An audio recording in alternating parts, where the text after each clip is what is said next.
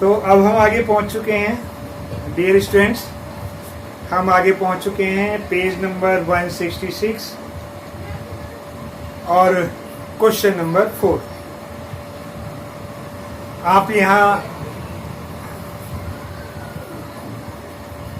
Question number 4 में आपको दिखा रहा हूँ, ये कुछ फिगर्स दी हुई हैं। हमने क्या काम किया, इन्हें मेजर कर लिया। हमने क्या किया, इन्हें मेजर कर लिया और मेजर करने के बाद में हमने इनकी अलग अलग रेशो निकाली। तो ये 1:2। तो हमने जो मेजर किया है वो मेजर यहाँ पर लिख रहे हैं। आप चाहें तो अपनी बुक से भी मेजर कर सकते हैं। ये 5 mm और ये 10 mm है, 15 mm है। और बी पार्ट जो है हमारे पास में, उसमें ये 10 है और ये 20 है। सी पार्ट जो है हमारे पास में वो है हमारे पास में 20 और 45। जो डी पार्ट है हमारे पास में, डी पार्ट में है 10 और 40।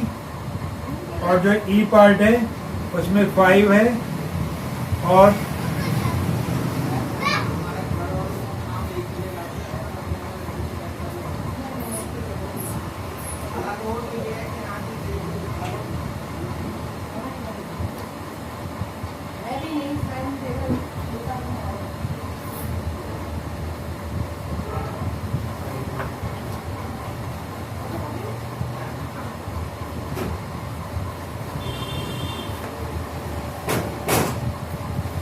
अब इनको अगर रेशो बना लें तो क्या होता है हमारे पास में,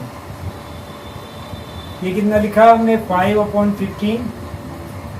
इसके लिए तो ये कितना 1/3।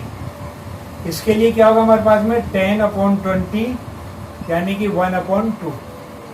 इसके लिए क्या लिखेंगे 20/45 यानी 4/9।